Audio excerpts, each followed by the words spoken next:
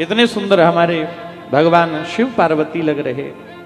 बंधुओं, भगवान शिव के अर्चन पद्धति का सबसे बड़ा फल क्या है? ये नहीं कि हम जाकर के केवल हाथ जोड़ करके आ जाएं, जल चढ़ा करके आ जाएं।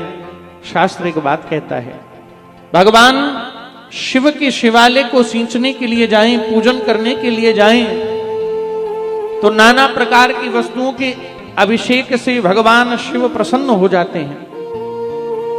जलेन वृष्टि मापनोति व्याधि शांति कुशोदकई ददना च पशु कामाय श्रिया इक्षु रसेन च। बरसात प्राप्त करने के लिए जल से अभिषेक किया जाता है, पशु कामना के लिए दधि के द्वारा, रोग निवृत्ति के लिए कुशा के अर्क के द्वारा, श्री प्राप्ति के लिए गन्ने के रस से, शहद से, शत्रुनाश के लिए सरसों के तेल से अभिषेक भोले बाबा का किया जाता है।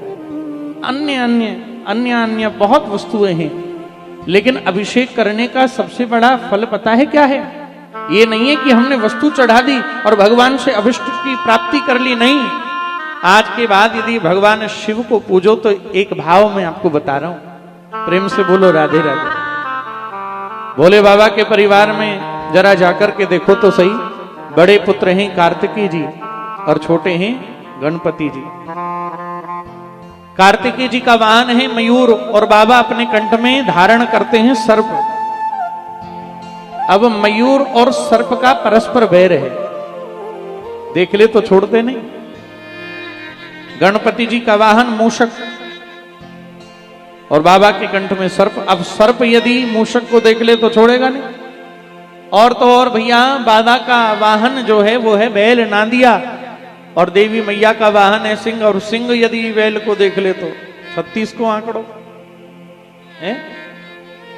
हमारी लाली बता रही, बोले ज्योतिषी जी आए, बोले 36 का आंकड़ा होता क्यों है? तो काम्या लाली ने हमें बताया, बोले ऐसे 3 लिखो और इधर से फिर 6 लिखो भैया।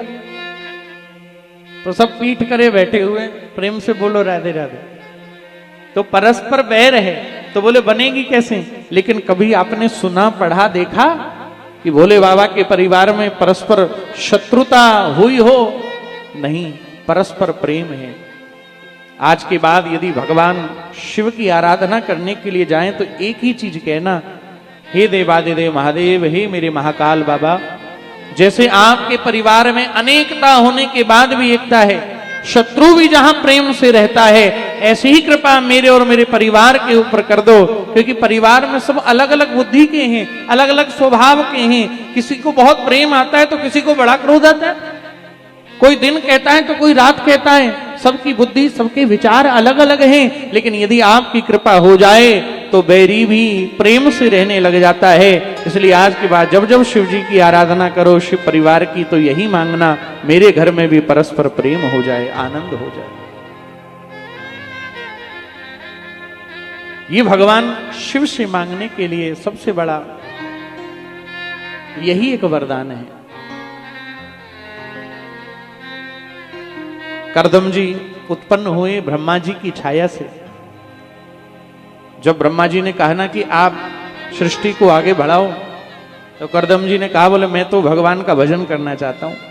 लेकिन करदम जी को जब बहुत वर्ष बीत गए तब करते करते, तो एक बार मन में भाव आया कि मैंने अपने पिता की बात नहीं मानी थी, तो तब किया।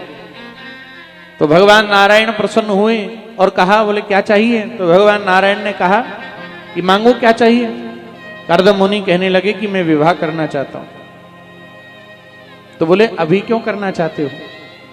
बोले आपके दर्शन पाने के बाद तो कुछ इच्छा नहीं, लेकिन मन करता है कि जितना मैं आपकी भक्ति भजन प्रेम करता हूं आपसे, कोई मेरा संग का साथी भी हो जाए। एक बात बताऊं, घर में माताएं तो सबसे ज्यादा देखी जाती हैं, गोपाल सेवा करते हुए, मंदिर जाते हुए, भक्ति करते हुए, सत्संग में जाते हुए। प्राय भाई कम नजर आते हैं। लेकिन मुझे इस बात की बड़ी प्रसन्नता है कि उज्जैन नगरी में मेरे भाई बंधु भी खूब भोले बाबा के चिंतन में लीन रहते हैं। मैं जब हमारे प्रिय लालवानी जी के घर से जब पंडाल तक पहुंचता हूं तो मार्ग में मुझे खूब त्रिपुंड लगाते हुए लोग नजर आते हैं, माथे पर चंदन। और हमारे ब्रजवासी तो कहते हैं ठाकुर जी को कुछ और दो या ना दो, चंदन और वंदन, ये दो काम करना अवश्य आरंभ करो।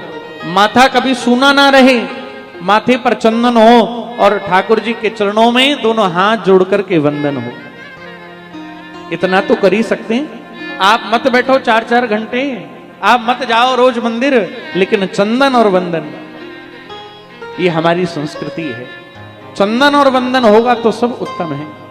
तो भगवान ने कहा तो बताओ आपका विवाह करा दें, कैसी पत्नी चाहिए आपको?